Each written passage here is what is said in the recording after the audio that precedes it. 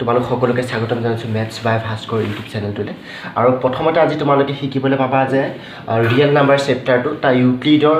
division algorithm যেটো আছে ইউক্লিডছ division algorithm ইউক্লিডৰ বিভাজন প্ৰমেয়িকা আৰু সেই বিভাজন প্ৰমেয়িকা শিকাৰ আগত আমি প্ৰথমতে অৱতাৰণা পাঠটোৰ যেটো ইন্ট্ৰোডাকচন তাত আমি শিকিম যে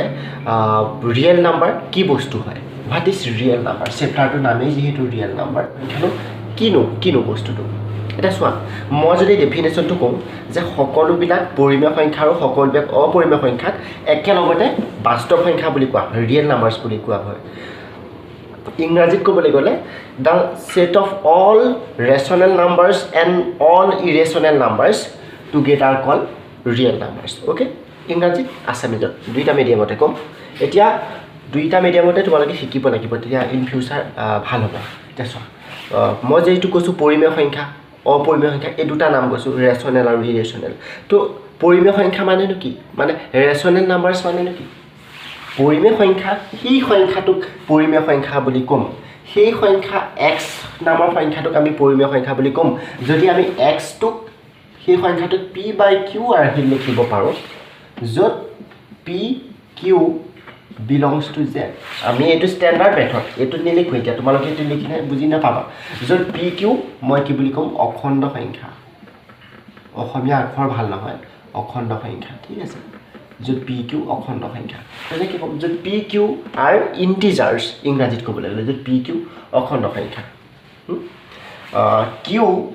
লগতে আৰু এটা কন্ডিশন স্যাটিসফাই কৰিব লাগিব q not equal to 0 q টো কেতিয়াও 0 হ'ব নোৱাৰে চোৱা p/q ইয়াত যেটো q টো আছে q জায়গাত কেতিয়াও শূন্য হ'ব নোৱাৰে কিয় কোনোবা এটা সংখ্যাক তুমি শূন্য হৰণ কৰিব পাৰিবা চোৱা মই এটা কন্ডিশন ইয়াতে ললো 4/0 চাৰিটা আপেল শূন্যজন মানুহৰ বা চাৰিক শূন্যয়ে চাৰিক হৰণ কৰিব লাগে we have to divide 4/0 okay এতিয়া চোৱা চাৰিক শূন্য হৰণ কৰা মানে আমি এনেকুৱা এটা সংখ্যা হৰণ কৰিলেতো আমি কিবা এটা সংখ্যা পাম সে ধৰি ললো x ঠিক আছে তাৰ মানে কি 4 = 0 * x 0 এফালে লৈ গ'লে এফালে হৰণ হৈ আছে এফালে গ'লে কি হ'ব পূৰণ হ'ব সো 0 * x কিন্তু এনেকুৱা কোনো x সংখ্যাই নাই যাতে আমি শূন্য লগত x ক পূৰণ কৰিলে 4 পাওঁ there is no any number x such that multiply that number by 0 we get 4 এনেকুৱা কোনো সংখ্যাই নাই আমাৰ নাম্বাৰ সিস্টেমটো সৰু নেকি মানে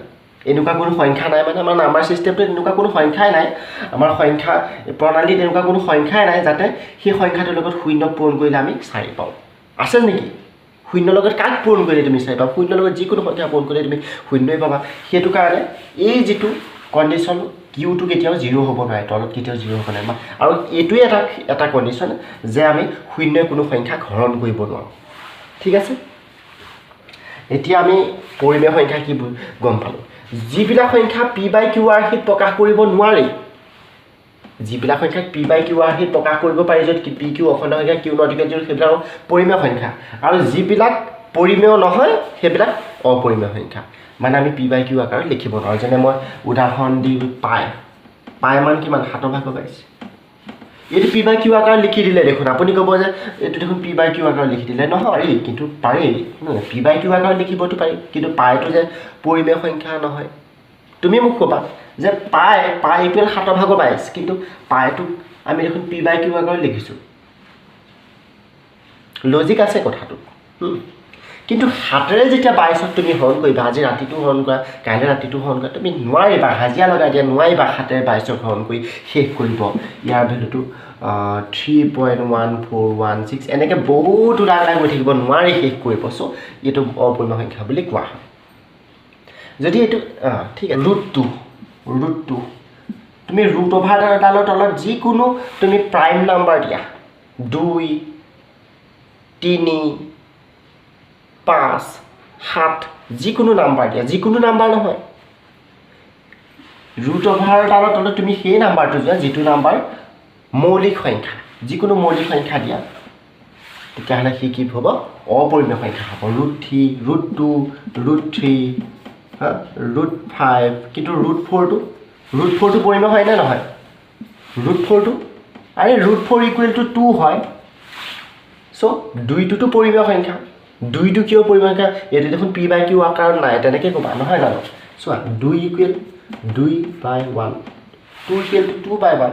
সো দিস ইজ পৰিমেয় সংখ্যা বুজি পালা ঠিক আছে পৰিমেয় অপৰিমেয় ক্লিয়াৰ এতিয়া আহিলো